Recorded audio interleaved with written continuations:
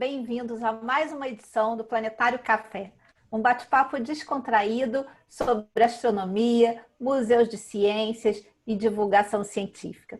Em cada edição, trazemos um novo convidado. Desta vez, o nosso convidado é o jornalista Edu Carvalho. Olá, Edu! Oi, Flávia. Oi, Jorge. Oi, Naelton. Uma honra falar com vocês, voltar para casa. E estamos aqui também com o astrônomo Jorge Marcelino e o Naelton Araújo.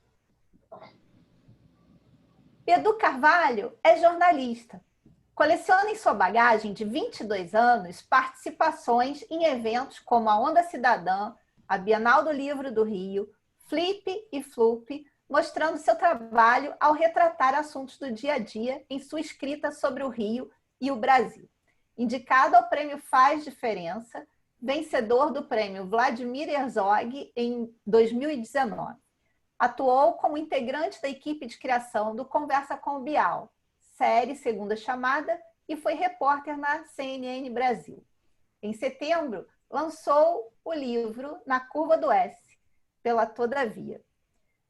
Edu, é um prazer enorme falar com você.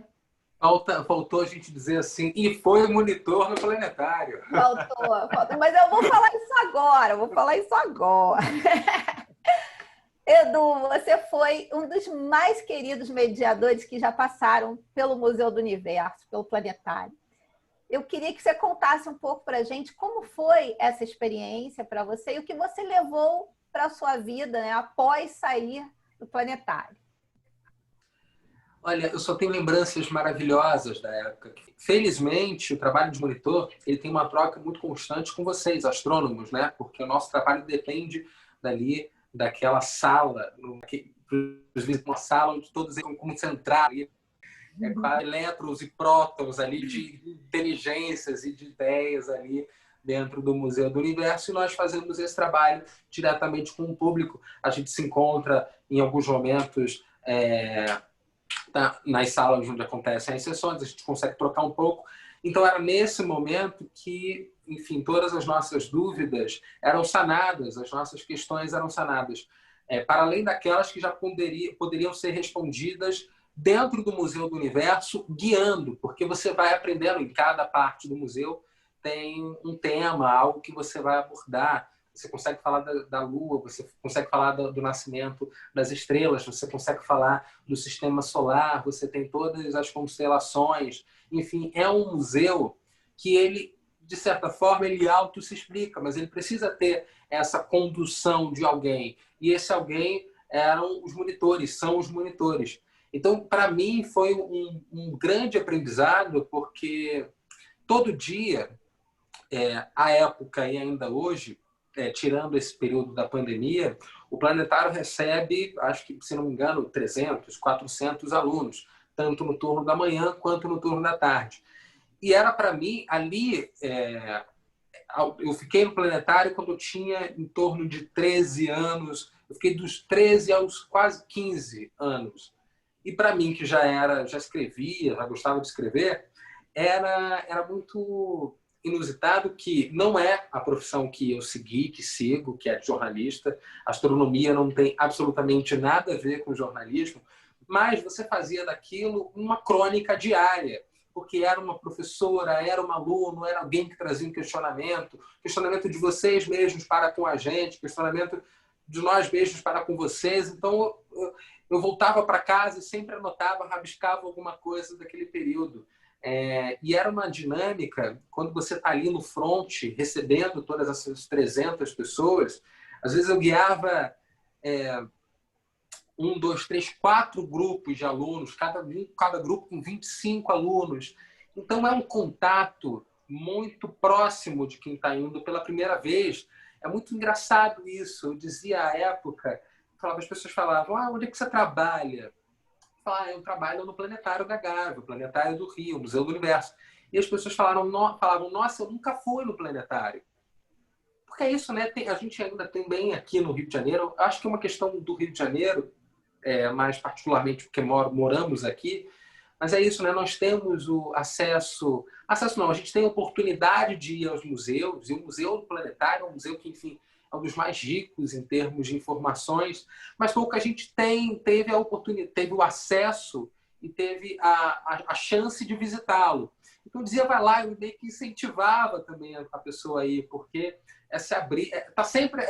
o carioca, eu acho que é um dos grandes males da gente, enquanto cidadão, pessoa, fluminenses, é que nós estamos rodeados também de coisas, né? De, enfim, pontos turísticos. A gente tem o Planetário da Gávea, o Planetário do Rio na Gávea, a gente tem o Cristo, a gente tem o Pão de Açúcar. E por achar que já está tão enraizado, tão arraigado na nossa memória e na nossa vida, no cotidiano da cidade, a gente poucas vezes se permite visitar, conhecer esses lugares. Então, e eu também, eu falo por mim mesmo, demorou muito tempo. Eu acho que eu só entrei de fato no planetário para me tornar monitor. Não fosse isso, talvez as minhas idas ao Museu do Universo seriam menores do que, enfim, você ir durante 1 ano e meio todos os dias e depois você ir algumas vezes, levar amigos, reencontrar amigos, colegas de trabalho. Então foi um período muito rico, acho que foi um período grandioso enfim, de imenso e intenso aprendizado, porque tudo muda, né? A gente está falando de ciência. A cada semana você descobre algo. Era muito engraçado, porque muitas turmas de segunda-feira, que iam nas segundas-feiras, iam sempre com alguma informação que o Fantástico dava na noite do domingo, por conta de alguma matéria de ciência, algo relacionado. Então, imagino agora que se a gente não tivesse na pandemia, algum aluno teria chegado e falado: ah, mas eu vi no Fantástico que há vida em Marte, como é que isso? Como é que vocês estão pensando enfim, astronomia a partir de agora? Como é que vocês fazem agora? A gente vai poder ir para lá? Como é que vai? Então, acho que sanava as nossas questões internas enquanto pessoas, curiosidades, e sanava dos outros, né? Ô, Bedu, então agora é a minha vez. Ó, eu estou muito contente com a sua participação aqui. Tá? Você não sabe o quanto eu fico feliz por isso. Tá?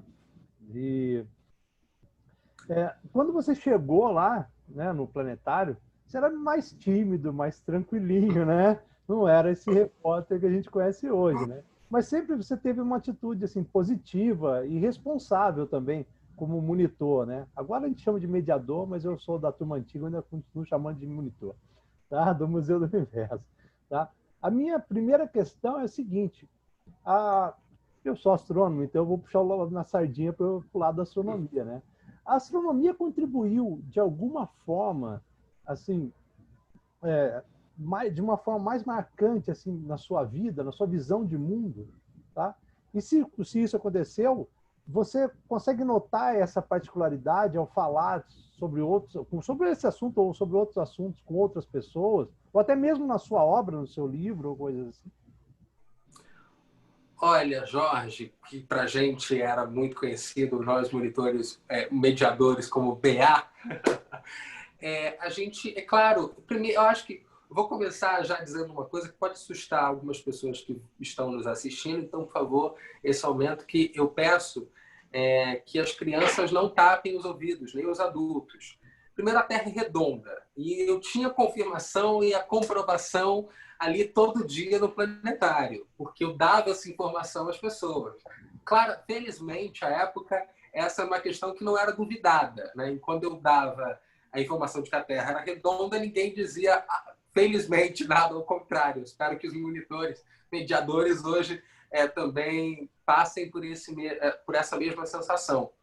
Jorge, eu acredito, a gente tinha ali, eu acho que isso eu ganhei muito no planetário, era um apreço à informação, e a informação bem dada, ao conhecimento, porque eu enquanto monitor, eu enquanto mediador, eu sou uma ponte de compartilhamento de conhecimento. Eu aprendi com vocês, a gente tinha um curso mínimo ali, seja 1, 2 semanas de um intensivão, sempre no início do ano, para renovar algumas coisas que a gente não sabia, trazer coisas que tirar as nossas dúvidas mesmo e voltava para encarar as pessoas, enfim, guiá-las por todo o museu, tirar as dúvidas, etc. Então, a gente tinha um apreço muito grande à informação, ao conteúdo que a gente está passando. E como a gente está passando. No planetário, acho que entendendo a astronomia, porque é um tema muito profundo, muito grandioso, às vezes você tem que tratar, tem que ter um certo tipo de dinâmica muito didática. A pessoa não vai entender de bate-pronto o sistema solar. Você pode ter que repetir 1, 2, 3 vezes para as pessoas entenderem.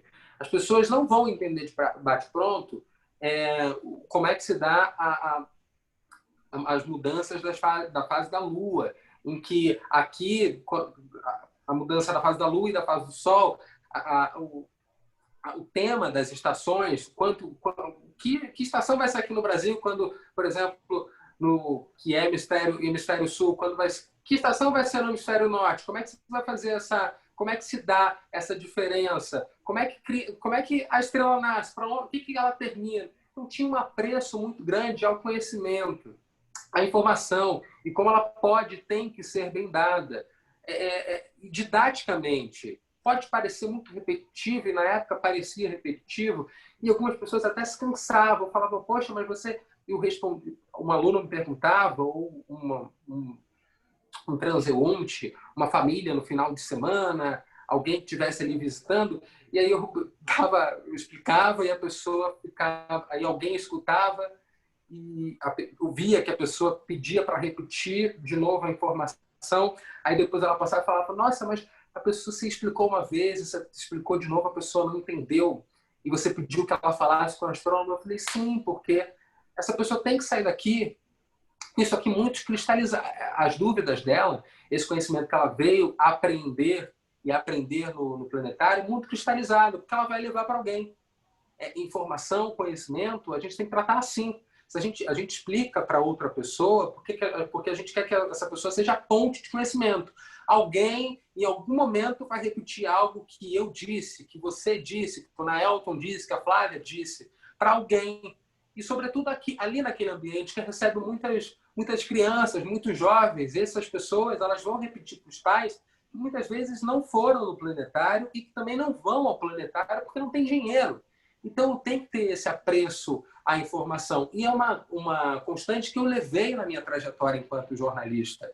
Porque é aquilo, eu sou um ator, um ser que passa as informações para as pessoas. Se eu disser algo e alguém não entender, o problema não é da pessoa, o problema é como eu estou dizendo aquela informação. O problema é como eu estou mastigando aquela informação. Talvez eu tenha que mastigar de maneira mais devagar para que ela entenda.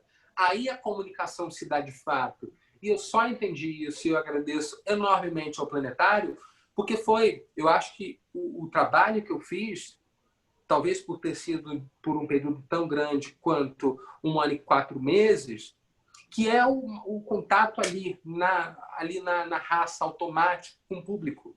Você recebe todos os feedbacks muito rápido, você sabe num olhar, numa dúvida de uma professora, se você deu as explicações certas no museu ou não, se dentro da sessão... Você sabe, você tem algumas coisas que a gente sabia, como tinha sido a nossa explanação dentro do museu, é que se algum aluno tivesse te perguntado no museu, repetisse essa pergunta para o astrônomo, você falava, peraí, eu vou ter que mudar um pouco, baixar dois tons na minha guiagem, eu vou ter que acrescentar mais isso para que ele saia daqui, porque eu acho que são trabalhos que se complementam. O do monitor no museu com o do astrônomo dentro da sessão. Após a sessão, ele responde todas as dúvidas que ali surgirem depois do filme que é passado. Então, eu preciso também é uma dinâmica que se dá muito boa e muito interessante entre nós, monitores, mediadores, e os astrônomos, porque a gente vai se melhorando ao longo do tempo. Vocês recebem esse grupo dentro da cúpula, a gente recebe esse grupo fora e às vezes a gente passa mais tempo com eles. Então, alguém vai antecipar para a gente uma pergunta que poderia ser dita mais cedo, até antes da sessão. E se alguma dúvida surge antes que você não consegue dar conta, não, vamos lá, vamos chamar o astrônomo, vamos trazer ele aqui logo para sanar essa dúvida. Então, tem muito essa do apreço à informação, do apreço ao conhecimento, como é que você pode passar esse conhecimento sem deixar nenhuma... sem que haja falha. Eu acho que foi uma coisa que estar no planetário me deu e que eu levo para a vida inteira. Poxa, que legal, Edu. Eu lembro de você falando isso comigo. Tipo assim, poxa, eu expliquei isso para aquela pessoa, mas era isso mesmo? Ele veio perguntar para você. Eu lembrei muito disso. Edu, sua ligação com a sua comunidade certamente é marcante na sua vida profissional, nas suas escolhas, no que você escreve. Conta pra gente um pouco de como você vê o papel da Rocinha no contexto da Gávea, porque quem é de fora do Rio de Janeiro acho que não entende muito bem como é que é isso. Muitos colegas seus de monitoria moravam lá, trabalhavam no planetário. É complicado? Olha, Elton, a gente no Rio, eu acho que uma das grandes problemáticas do Rio de Janeiro, e aí eu vou citar um exemplo, porque eu morei lá. São Paulo, a gente tem uma divisão muito clara do que é periferia, favela e do que são os bairros nobres. Você tem muito claro. E a cidade de São Paulo, eu não vou dizer que ela... Eu posso usar, vou usar esse termo, ela sabe conviver, mas não é que sabe conviver. Ela entende que as zonas leste e sul são regiões de periferia e favela. E as zonas norte e oeste são de regiões mais abastadas, de classe média. Ao contrário média, do Rio, né? Norte e oeste. E ela não tem essa... Eu posso estar até pecando pelo que eu vou dizer agora. São Paulo é uma cidade que compreende mais o seu lugar enquanto... Quer dizer, os bairros ricos de São Paulo, apesar da extrema desigualdade, compreendem mais o ser cidade tendo uma favela, tendo uma periferia do que o Rio de Janeiro. Que eu acho que o grande problema do Rio de Janeiro sempre é tentar invisibilizar os morros, as favelas. Mas as pessoas esquecem, os cariocas esquecem que o Rio de Janeiro, por si só, é um grande morro, é uma grande favela. Para onde você olha, você tem um morro. E esses morros, quer dizer, em volta desses morros, não são as favelas, não são os morros que estão em volta dos bairros nobres. São os bairros nobres que estão em volta das favelas. Então, você tem uma característica muito de invisibilizar esses lugares, que são a grande maioria do Rio de Janeiro. A Lilia Schwartz diz, em outro contexto, ela fala isso em relação aos negros, a dicotomia brancos e negros no Brasil. E aí muitas pessoas dizem, os negros são minoria. Não, eles são a maioria, mas eles são a maioria invisibilizada, a maioria minorizada. No caso das favelas no Rio de Janeiro, nós somos, e aí eu falo enquanto morador de favela, nós somos a maioria minorizada. E que sempre é vista com um olhar, ainda hoje, 2020, de muito preconceito. A gente tem... A fronteira entre Gávea e Rocinha tá muito fina. Um passo você está na Gávea. Porque a estrada da Gávea, que faz é a via que liga São Conrado, que é um bairro nobre da cidade, e passa pela Rocinha e desce e se conecta com a Marquês de São Vicente, que seria o início da Gávea, a linha é muito... Assim, dá um passo, eu já estou na Marquês, dá um passo, eu estou na estrada da Gávea. E a gente sabe que a Gávea é um bairro que, majoritariamente, é constituído por pessoas. O comércio, não só por ter um shopping, mas o comércio como um todo, ele é constituído por trabalhadores que moram na Rocinha. As escolas, os alunos, majoritariamente, moram na Rocinha. Você tem, claro, assim, o André Morroal, um colégio estadual, onde tem moradores da Rocinha, Rio das Pedras, Gardênia, etc., mas a grande maioria está na Rocinha. Então, eu ainda vejo que o olhar de preconceito das pessoas que moram no bairro que é vizinho, porque é muito louco, as pessoas tomam a Rocinha sempre como, claro, é uma favela, é uma grande comunidade, é um morro, mas as pessoas nunca chamam a Rocinha de favela, de bairro. Determinação essa que foi determinada em 2000. A Rocinha, desde os anos 2000, é um bairro favela. Assim como a Gávea é um bairro, como São Conrado é um bairro. E você veja, um dos exemplos que eu mais tenho como recordação e que é sempre motivo de discussão entre os meus pares aqui, é de como ainda é difícil, mesmo as pessoas tendo tudo isso que eu falei agora, os pais desses alunos, os alunos, enfim, amigos, todos trabalharem na Gávea, você vê que ainda há grandes problemas quando esse jovem que está saindo da escola com camisa seja da rede municipal ou seja da rede estadual, ele entra no shopping da Gávea, que é o shopping que fica no bairro da Gávea, ele entra e ele é meio que perseguido por todo o shopping. Quando ele vai ao menos comprar uma casquinha, R$ 2,50, ele não consegue ficar em paz, porque tem sempre alguém vigiando. E ele sente isso. As pessoas só mudam o olhar na área mais do ponto, onde a gente tem um terminal de ônibus, que é o ponto que mais se aglomeram pessoas, porque nos horários de pico, porque sabem que ali só vão ter, em determinado momento, moradores da Rocinha. Então, ali o olhar não é de preconceito. Parece que ali essas pessoas podem ficar. Agora, dentro do shopping, as pessoas botam uma máscara, né? A gente está falando muito de pandemia, né? A gente falou muito de distanciamento social. Distanciamento social sempre existiu no Brasil, né? A gente não tinha, era um certo tipo de, talvez, isolamento, mas com uma outra palavra a gente também teria, mas eu acho que distanciamento social nós sempre tivemos. Para mim é muito triste, porque, enfim, já escutei de pessoas que, depois de amigos meus, que iam ao planetário, que tinham uma vontade de tomar um sorvete ou ir no cinema, fazer um dia meio que de turista no Rio. Eu vou no planetário e depois eu vou em algum lugar, eu vou no shopping para poder comprar alguma roupa e tal. Ela falava, eu meio que vou desistir porque eu sei que as pessoas vão me olhar com um certo desdém, um certo tipo de preconceito. Eu sei que eu vou ser alvo. Não só por ser negro, claro, mas pelas pessoas entenderem que ela era de uma outra classe social.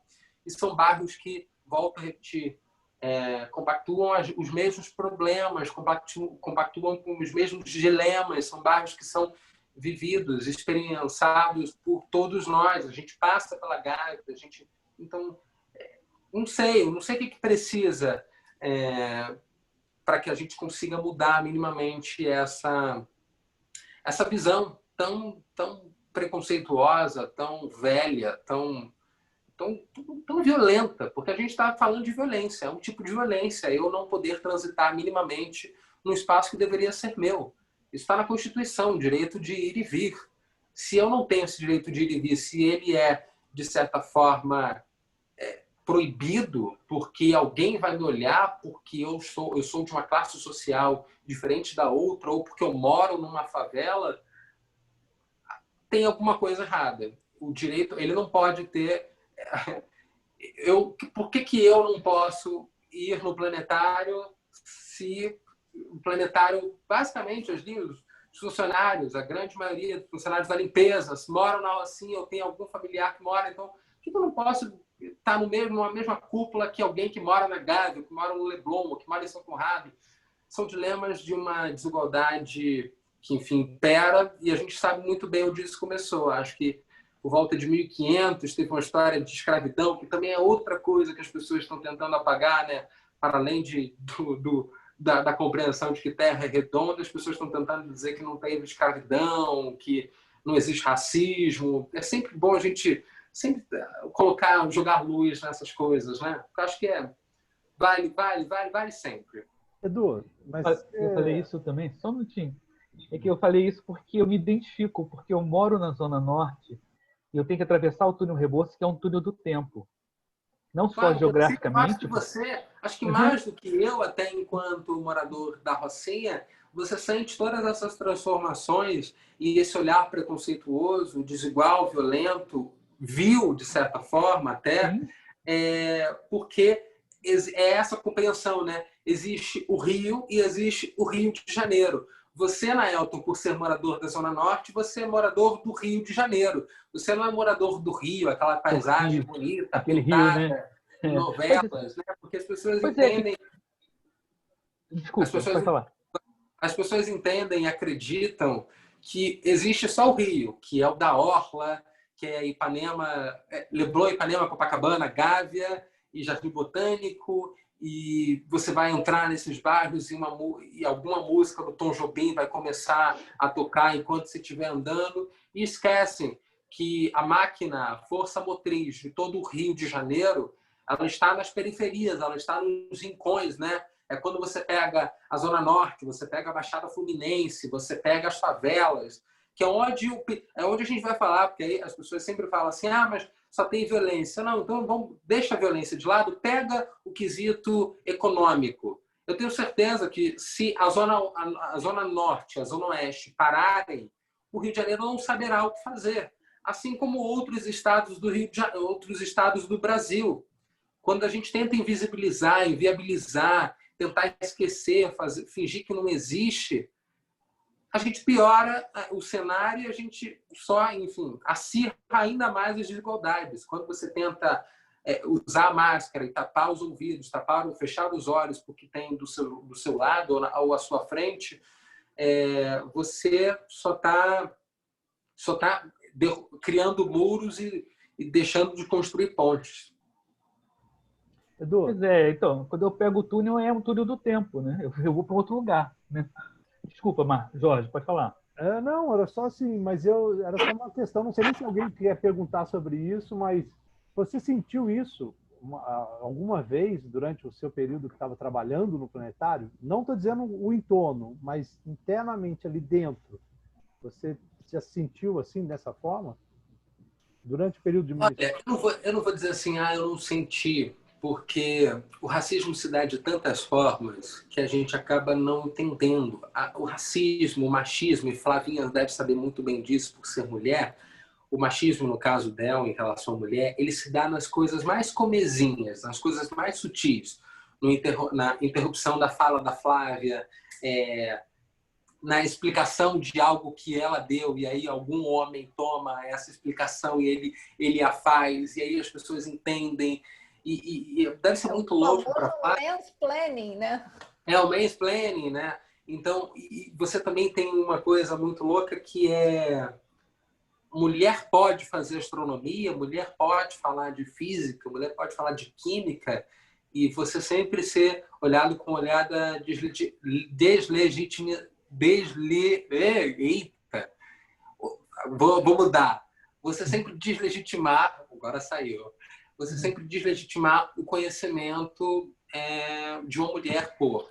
No meu caso, acredito que tenha sido, e isso se dá essas evidências elas aparecem quando eu fazia uma guiagem, pegava um grupo de 20, 30, rodava por todos os espaços, por todos os ambientes, e tinha, uma vez isso ficou mais nítido, um professor falou, não acreditem em tudo que ele está falando, não. Mas o olhar já tinha sido, o olhar já tinha começado, porque a gente faz uma separação quando os grupos chegam à entrada do museu, a gente faz uma separação, todos os monitores estão ali, é quase um paredão de monitores ali, e a gente vai fazendo a separação.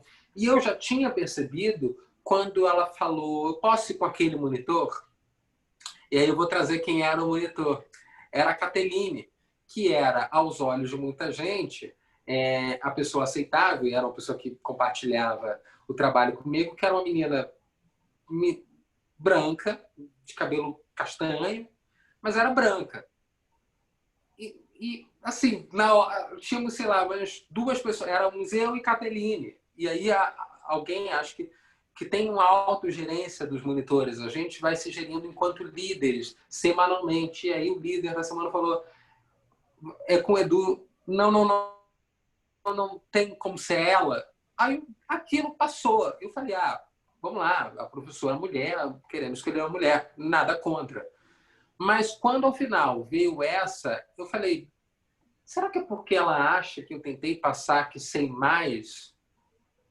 Mas porque você começa a tentar validar aquela atitude. Infelizmente, essas estruturas de preconceito, de racismo, de machismo, elas são tão violentas, elas são tão miseráveis, que você, quando é a vítima, você acaba tentando justificar por que essa violência aconteceu com você. em relação às mulheres, é como se fosse, depois de violentada, uma mulher vai à delegacia e aí o delegado vai e fala: mas você estava de short, você estava de saia, você estava com uma camisa mais, com um corte mais acentuado na altura do busto, para meio que você fazer com que você acredite que você estava errado. Eu falei, não, no meu caso, enquanto homem negro, falei, mas acho que eram todas as coisas que eu já tinha feito e fazia há muito tempo. Mas por que será que... E aí eu parei e falei, caramba, olha como é que essa característica não pegou. Ela era loura dos olhos azuis. Nenhum problema dela ser loura dos olhos azuis. Eu não tenho problema nenhum com pessoas louras dos olhos azuis. Mas depois de um tempo eu vim perceber que a retaliação à minha guiagem, a minha passagem por todos os ambientes com os alunos, talvez pudesse ser por conta do racismo. Então, é uma coisa que você tem que...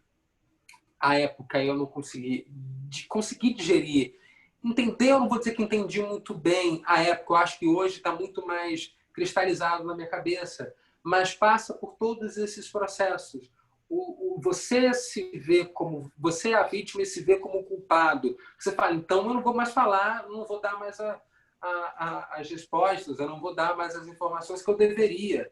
E aí eu escutava com outro aluno falando, não, você precisa falar desse assunto, você precisa falar das marés, você não vai, se você não passar por aqui, se essa foi aqui, você não pode, você tem que passar por todos os ambientes, senão a viagem não está completa. Então, é muito... Na época eu não consegui, mas hoje, entendendo muito bem, você acaba compreendendo que ele está entranhado, e aí a gente fala, né, de um termo que ficou muito bem conhecido, que é o tal do racismo estrutural, né, que não começa aqui nas nossas relações, ele está desde antes, e é um processo já moldado, e é um ciclo vicioso que vai querendo vai querendo prosseguir por milênios, né? E em algum momento você tem que, parem, surgir como uma barreira. Acho que o mais evidente foi esse. E algumas outras, mas acho que não eram nem no tocante à própria cor, à própria raça, mas tem um quê ali que eu acho muito interessante, uma questão que não sei como lidam hoje, etc. A maioria dos monitores, mediadores, sempre são mais jovens. A gente está ali na faixa dos 14, 15, 16, 18. Acho que o máximo é 22, 20 e tal. E você ter alguém mais velho tendo que passar com você por todos os ambientes, escutar as suas explicações sobre todas essas coisas que ela, por anos, possivelmente, estudou na faculdade, que ela dá semanalmente dentro de sala de aula, às vezes as pessoas não se sentem tão confortáveis. Elas acham que que aquele monitor, ele pode estar sendo prepotente, ele pode estar sendo pedante, ele pode estar querendo explicar aquilo que ela já sabe. Passa ter conhecimento, e aí as pessoas não entendem. Ter conhecimento também o conhecimento é um privilégio. A gente tem que sempre falar isso. Tem pessoas que não têm acesso, tem pessoas que têm acesso. E é um grande instrumento de batalha contra o outro, porque praticamente quem tem mais conhecimento consegue lugares mais altos na vida, consegue em trajetórias brilhantes, etc. E quem não tem conhecimento vai ficar sempre na submissão, subalterno, não vai sair da caixinha que o sistema já a impõe, a coloca. Então era sempre também tinha essa questão, essa dinâmica do o quanto o conhecimento ele pode ser um causador de problema quando você tem acesso. Porque aí, quando você não tem acesso, quando uma pessoa tem acesso e a outra não tem, você se vê em um pé de desigualdade. Você vai tornar o outro subalterno, submisso a você. Quando essas duas pessoas, uma que aparentemente não deveria ter acesso por conta do sistema, ela rompe essa fronteira, ela rompe essa barreira e ela começa a dialogar tete a tete com você, pronto, já causa uma instabilidade. Porque, peraí, essa pessoa não era que deveria estar em outro lugar desse museu? Essa pessoa deveria estar fazendo outra coisa. Por que ela está me guiando? Por que ela está passando esse conhecimento que eu já dou? Então, tem umas questões que foram aparecendo, que vão aparecendo ali bem na hora, e depois que você vai entendendo, discutindo, etc. Eu acho que Naelton também já passou por umas situações, né, Naelton, também parecidas com essa que você está contando aí, que é lamentável, até porque você faz um trabalho excelente no museu, né? Então, enfim. Mas pegando esse gancho aí também, né, da invisibilidade, da discriminação, quando eu entrei na faculdade na década de 90, né, início da década de 90, havia muito poucas mulheres na UFRJ, no Centro de Tecnologia, que era onde eu estudava, né? E pessoas negras menos ainda, né? Mulheres negras, então, acho que eu não me lembro de nenhuma, né? Indígenas, nem pensar naquela época, né? E agora, recentemente, voltando ao UFRJ, né, para o doutorado, eu percebi uma universidade mais diversa. Eu acho que a gente ainda tem muito a caminhar, né? Mas eu tenho percebido uma universidade, né, um pouco mais diversa. Eu queria que você contasse um pouco da sua experiência na universidade, como é a sua experiência e como você vê o acesso das pessoas da sua comunidade à universidade também. Olha, eu digo sempre, a Gávea, ela é o bairro da minha vida. Assim, se eu um dia me tornar uma espécie de Manuel Carlos, eu não vou escrever sobre o Leblon, vou escrever sobre a Gávea, porque a Gávea é onde eu estudei a maior parte da vida, onde eu trabalhei a maior parte da vida e onde eu ainda, quer dizer, estudei e ainda estudo. Estou bem do lado de vocês ali do Planetário, eu estou na PUC, que é um ambiente totalmente... Quando eu passei para a PUC, falei, meu Deus, eu passei para lá, agora o que eu faço? Porque era um ambiente tão impensado, e eu vou contar muito rapidamente para vocês terem noção do qual foi o meu impacto. Porque eu vinha de 12 anos de ensino público, 9 na rede municipal e 3 na rede estadual. E quando eu entrei, no primeiro dia de PUC, aquele pilotismo, um pilotismo muito, muito cheio de gente. Eu acho que nos horários de pico você consegue, assim, estou sendo bem raso, a PUC tem 13 mil estudantes, dá em torno de, eu diria, 1.500 ali nos horários de pico, assim, numa segunda meio-dia, você vai conseguir ver toda aquela galera passando por ali. E eu entrei e eu falei, eu vou embora. Porque eu olhava e eu não via pessoas parecidas comigo. Dentro do ensino municipal, dentro do ensino da rede estadual, eu via pessoas que vinham dos mesmos lugares que eu, que eram os meus pares, que viviam os mesmos problemas que eu. É não ter saneamento, é não ter água, é faltar luz, é não ter acesso à internet, é a busca pelo emprego já na fase da pré-adolescência para conseguir botar uma grana dentro de casa, é a mãe solo que está criando o filho, é a vizinha que não consegue emprego de babá e está sendo cuidadora dos vizinhos. É desse lugar que eu venho. E, claro, também é um lugar que é muito marginalizado pela questão do tráfico. É desse lugar que eu venho. Quando eu entrei naquele pelotista, eu falei, esse lugar não é para mim. E eu falei, eu vou embora. E aí eu entrei na primeira aula, e seria a minha turma que eu teria a maior quantidade de encontros, porque mesmo que houvesse ali diferenças de bacharelado não, de mestrado, porque são 3 cadeiras dentro de uma só, nos primeiros 3 semestres, depois é que há a separação, era a turma que eu ia seguir por grande parte do tempo. E era uma turma de 35 alunos, onde só tinham 2 negros, era eu e mais uma menina.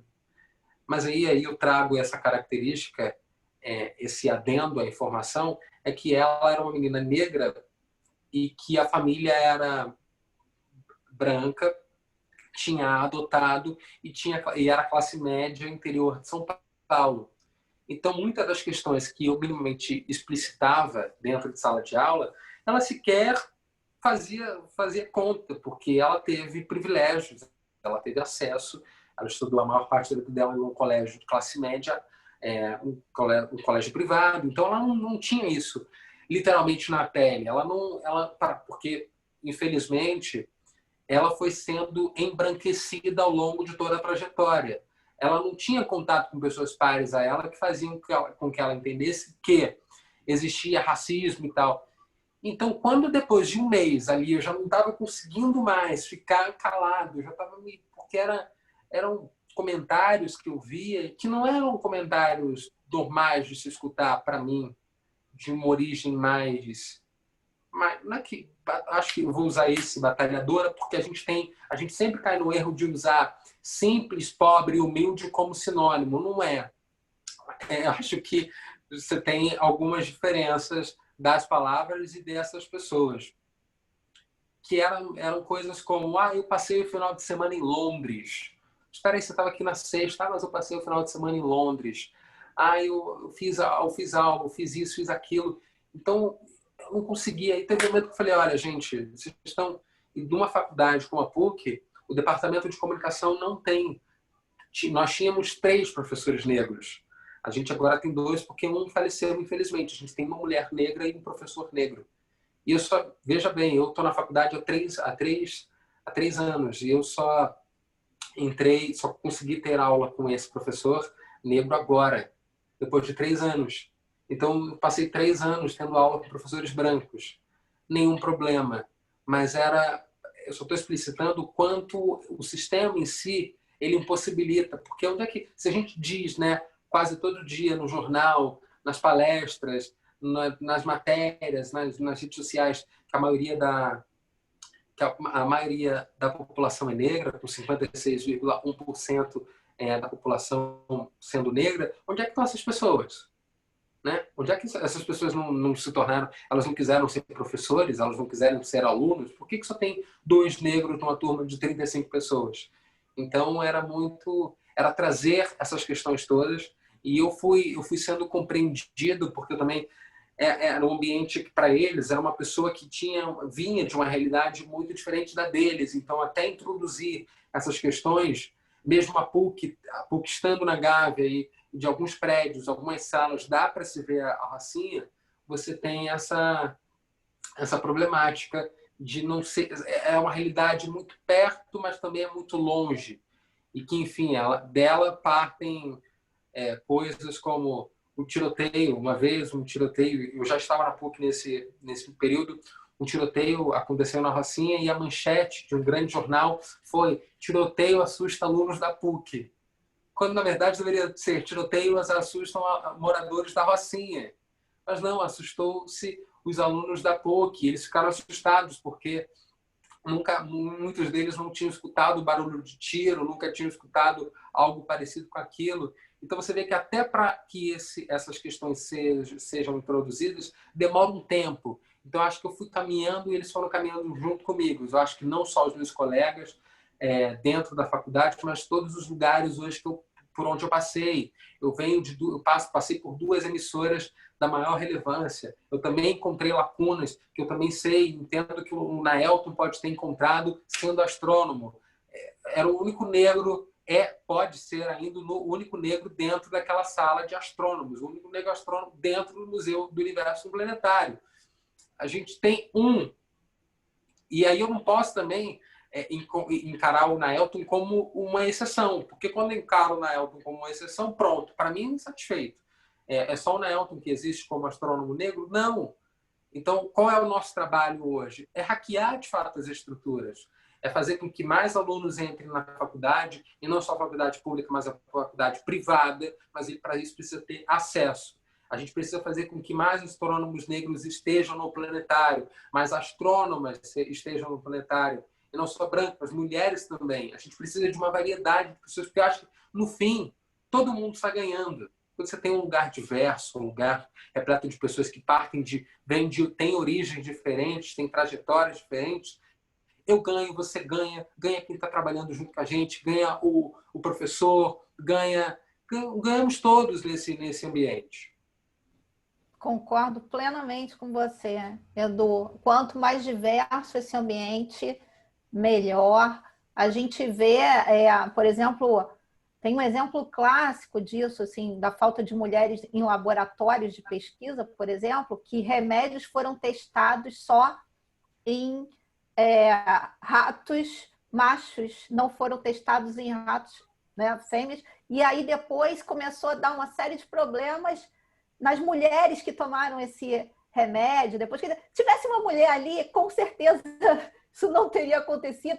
Isso é um exemplo entre milhares de exemplos, né? E a gente precisa realmente vencer, né, essa barreira acadêmica aí, né?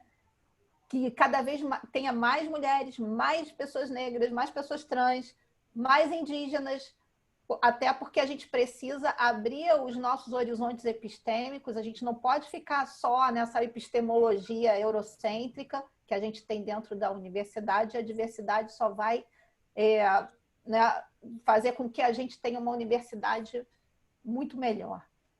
Edu, tem algo que você gostaria de contar para a gente de pitoresco, engraçado, que aconteceu durante os seus tempos de monitoria, atendendo o público escolar e tal? Conta para a gente aí. Eu sempre, como eu disse mais cedo, sobre essa coisa do aprender, né, o conhecimento para passar para o outro. Então, acho que, às vezes, até alguns monitores, alguns colegas meus de trabalho diziam, mas você não precisa fazer isso. Eu dizia, por exemplo, para explicar estações, para muita gente, aquele globo, e que a gente tem uma esfera que seria o Sol e uma outra esfera menor que seria a Terra. E você mudando essa esfera menor, que seria a Terra, ela vai ficando cada vez mais, ela vai ficando iluminada e tal, só metade dela, porque ela está inclinada. E aí eu dizia que era como se a gente tivesse um bolo de chocolate e a gente dividisse esse bolo de chocolate. Então eu ia para exemplos mais, sabe, mais perto das pessoas, para falar de gravidade, por exemplo, perto do ambiente do espaço das marés, eu pedia para que eles dessem um pulo. Na hora que eu falava, vem cá, vocês estão vendo alguém voando? Vocês estão vendo alguém flutuar? Não, então pula. Pular. E aí teve só uma... Não, acho que não tinha... acho que as coisas mais pitorescas saíram da minha boca. Acho que para explicar, tentar fazer com que tivesse mais próximo dessa pessoa. Para que ela, de fato, quando chegasse em casa, ela pudesse repetir para alguém. Porque esse era o grande intuito, né? A mãe, você tem muito essa coisa, né? Eu vivi isso muitas vezes. Eu dizia, mãe, eu vou para tal lugar. Eu acho que, sei lá, eu vou no Museu Histórico Nacional. Mãe, eu vou no Museu da República. Ah, Eduardo, preste atenção em tudo, depois você me conta, porque eu nunca fui. Então era isso, era tratar cada ambiente como uma coisa muito próxima a ela para poder repetir. E você sabe que até hoje eu sou lembrado como eu tenho alguns dos meus seguidores hoje, ainda hoje, que foram guiados por mim na época da mediação. E eles sempre, quando eu posso, falam, nossa, o tio, né? Que era muito louco, né? Eu era às vezes mais novo do que eles, aí um tio que mandou a gente pular e que me fez entender as marés, ou o tio que falou que... Isso é um lado complicado, eu não quero nem levantar briga, mas tem uma parte, um dos ambientes, a gente fala sobre as constelações, né? E aí a gente fala sobre... A gente desmistifica dizendo que horóscopo é uma coisa que foi o homem que criou. Aquele era o momento mais triste das pessoas, era o momento que aí eu estava fazendo, na época, não era nem, a gente não usava nem o termo fake news, na época era mentira, está mentindo, existe sim, eu sei. Falei, não, o que a gente vai ver aqui não é horóscopo, é a constelação que no dia que você nasceu, não, mas é o meu signo, não é o meu signo. Olha, até explicar aqui, explicar esse tipo de coisa. Então, as coisas mais pitorescas, eu acho que sempre partia de mim, enquanto guia, enquanto mediador, na busca por tentar fazer com que essa visita fosse a mais agradável e prazerosa possível. Esse experimento dos signos e tal, eu, o Flávio e o Domingos fizemos um trabalho sobre ele e acompanhamos o que as pessoas falavam, lembra, Flávio? E hoje em dia ele não está mais lá, né? Não é mais, não faz parte da exposição. Mas a gente era um momento de confrontação de crenças e dos monitores também, inclusive a gente via a reação dos monitores, do público. Foi um trabalho muito interessante, sendo que a gente não deu um grande prosseguimento, mas foi um trabalho que a gente apresentou no congresso e tudo, porque a questão de conceito, né, das pessoas tem sobre signo é muito forte. É uma coisa mexer com os brios das pessoas. É melhor não mexer. Edu, agora volto eu a te perguntar, né? E, assim, o que eu gostaria mesmo de perguntar para você, assim, se você tem alguma dica, o que você gostaria de falar, ou o que você gostaria de ter ouvido como quando você foi mediador, antes de entrar, né, ou quando você estava lá na mediação. Então, assim, tem algo que você gostaria de falar para os mediadores atuais do planetário e também para os astrônomos, claro, para a gente também, né? Agora, a oportunidade de você, né, deixar o seu recadinho para todo mundo aí, tá bom? Deixa eu pegar a agenda que eu anotei. Todas as... Brincadeira. Brincadeiras. Não. Se alguém poderia ter... Não, eu ia brincar dizendo que alguém poderia ter dito que eu talvez guiasse 5 grupos num só dia e fizesse um giro pelo Museu do Universo a cada 15 minutos, porque tinha escola chegando. O período que eu fiquei no planetário foi uma época que a gente tinha um certo tipo de consórcio muito prazeroso, muito proveitoso com a Secretaria Municipal de Educação. Então, iam 25 escolas numa tarde, assim. Então, você ficava meio louco, você não sabia como fazer. Mas isso eu já sabia, isso é uma coisa que era sempre avisada. A gente já, quando chegava, sabia quantas escolas a gente teria naquele dia. Eu acho que para os monitores, para os nossos mediadores, puxa, aproveitem a experiência que está no ambiente de compartilhamento de conhecimento. Eu acho que não há nada melhor. A gente trabalha com pessoas da maior qualidade, que tem, enfim, currículos que dispensa comentários. E a gente tem essas pessoas às nossas mãos. Era sempre encontrar com o Naelto, encontrar com a Flávia, encontrar com o Bea, tirar alguma dúvida com os outros astrônomos. À época, o nosso chefe, nosso Big Boys, à época, era o Aylan. Então, era sempre aquilo, aquelas dúvidas todas a gente levava e tal. Era entender que, para além de pessoas, né, para além de instrumentos de compartilhamento de conhecimento, nós também podemos aprender. Então, às vezes, chegar um pouquinho mais cedo, tirar aquela dúvida, às vezes até pedir, não posso assistir essa sessão de cúpula hoje, se tem alguma coisa que você queira que eu fale, que eu melhore numa viagem minha, num giro que eu faça pelo Museu do Universo, acho que é estar aberto, porque a gente acaba, muitas pessoas acabam criando esse fla-flu entre monitores versus astrônomos. A gente fica com os alunos a maior parte do tempo, eles só ficam ali com os alunos na parte da sessão, que é uma coisa mais calma e tal, e sempre tem essa dinâmica, né? Vocês passam para a gente todo o conteúdo, a gente está lidando com esse público mais firmemente, vocês só pegam depois, por menos tempo. Então, para alguns, ainda pode ter essa espécie de não existe troca entre essas duas figuras, nós não falamos com eles só quando algo... Não, nós falamos para além desses momentos, a gente tem que estar trocando, a gente tem que estar... Porque eles é que estão ali naquelas salas todas entendendo e procurando saber e responder todas as nossas dúvidas, as nossas e as de tantas outras, né? Porque a gente está falando do Museu do Universo, que fica na Gávea, mas também tem, e à época tinha, a outra parte, né? O outro museu, o outro planetário, né? Era o de Santa Cruz? O de Santa Cruz. Então, era meio que gerir esses dois ambientes, esses dois espaços. Para os astrônomos, sempre foi, mas eu acho que sempre estiveram na minha época, não sei como está hoje, a demanda pode ser outra, os trabalhos podem ter mudados, mas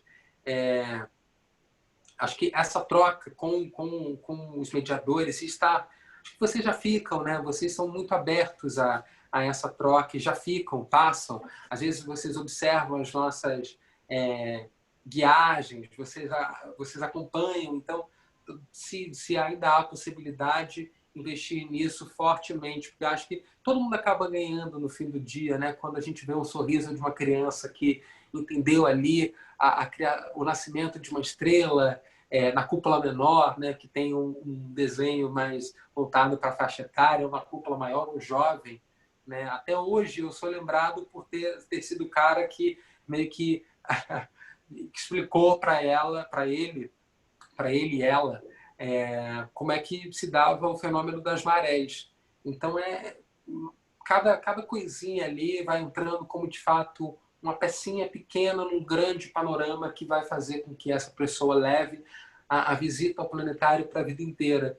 E eu sempre digo assim, cada vez que eu vou, cada vez que eu fui, é inesquecível. Você acaba tirando uma dúvida.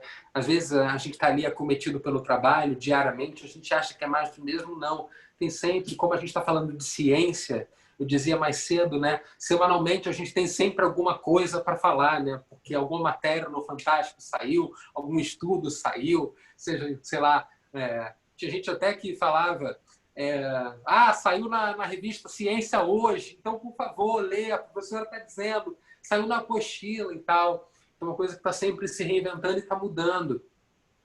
E você fica...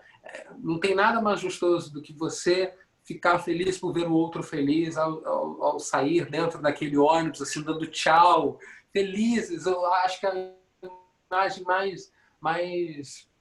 que eu mais vou lembrar assim, do planetário, que sempre vou lembrar, esse tchau dentro do ônibus, todos os alunos felizes dizendo que um dia que voltariam ao planetário com a família, mais calmo para poder ver, e que iria pedir a guiagem do monitor. Então, acho que, nossa, eu só tenho boas lembranças. Eu acho que são dicas que eu acho que vocês já fazem muito organicamente. Não tem nada que...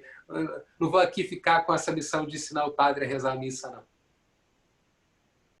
É muito emocionante ouvir você falando essas coisas, Edu. A gente está, inclusive, coletando alguns depoimentos, porque o planetário vai fazer 50 anos no mês que vem, em novembro, né?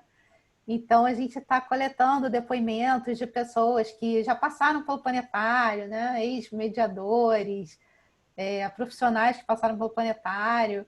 E é muito bom ouvir esses depoimentos, porque as pessoas têm muito carinho pelo planetário, né? Então, é muito emocionante ouvir. Quando eu vi agora, recentemente, que poderia ser fechado, que o terreno poderia mudar, assim, veio uma onda, assim, de novo, resgatou, fez com que os monitores todos voltassem a se falar, porque é uma coisa que, para além de eu ter passado, é uma coisa que mexe muito com o sentimento do carioca que sabe que vai poder ir ao planetário, assistir gratuitamente ali uma observação do céu, que vai ter ali uma contação, que vai ter ali algum evento, que a gente vai poder passar o final de semana discutindo astronomia, tá discutindo ciência. Então, faz parte do imaginário coletivo do carioca, faz parte do imaginário coletivo de quem... Imaginário coletivo não, imaginário até particular de quem trabalhou ali dentro e que tem as melhores memórias, tem as melhores trocas. Eu sou muito grato, eu acho que somos todos muito... eu falo por todos eles, assim, hoje. Hoje estou entrevistado, mas acho que falo por todos eles. Foi uma alegria imensa poder ser colega de vocês e fazer parte da história dos 50 anos. Daqui a algum tempo vou poder virar para os meus amigos, para os meus colegas de trabalho e dizer: olha, eu fui colega de trabalho da Flávia, eu fui colega de trabalho do Jorge, fui colega de trabalho do Naelton e de tantos outros que ali fizeram história. Muito bacana, Edu. Aliás, para quem está nos assistindo, por favor, mandem seus depoimentos para a gente, que a gente está coletando depoimentos sobre essas memórias afetivas. Você que já trabalhou, que já visitou o planetário e que tem carinho pelo planetário, manda para a gente, marca o planetário, que a gente vai gostar muito de ouvir esses depoimentos. Edu, a gente está chegando ao final desse programa, foi uma delícia conversar com você. Eu queria que você falasse um pouquinho do seu livro que você está lançando, né? Conta pra gente aí. Eu parei o livro na quarentena, muito louco. Em um mês e meio, recebi um convite lindo, incrível, que não poderia recusar, da editora Todavia, que é uma das maiores hoje no Brasil. E eles estão lançando uma coleção de ensaios sobre a pandemia, cada um com uma vertente. Você tem ali o Guga Chakra, que é correspondente na TV Globo, correspondente internacional. Você tem ali o Zeca Camargo, novo diretor executivo de entretenimento da Band. Você tem a Joyce Bert, Juliana Borges, você tem a Ana Virginia Baluzier, da Folha, você tem a Laura Carvalho, que é economista, o Conrado Rubner, que é um advogado, enfim, um entendedor do direito, escritor na época. E você tem eu, cara de coruja ali, contando os bastidores dessa pandemia dentro da Rocinha, lugar que nasci e cresci, e estou crescendo e crescido até hoje. Então, é um livro de ficção, são 12 contos, onde eu narro as experiências e vivências através de personagens desse período tão simbólico e marcante para todos nós. Então, quem quiser e puder, já está nas livrarias, também já está nas plataformas digitais, é o Na Curva do S, Histórias da Rocinha. Maravilha, Edu. Muito sucesso no seu livro, com o seu livro, com a sua carreira. Tenho certeza que a gente ainda vai ver muito você aí pela TV. Muito bacana mesmo, Edu. Muito obrigada por ter conversado com a gente hoje. Muito obrigada, Jorge e Naelton, por estarem mais uma vez aqui. Um brinde. E muito obrigada a todo mundo que está nos assistindo, que tem nos acompanhado nessas edições do Planetário Café. Tchau, tchau, pessoal.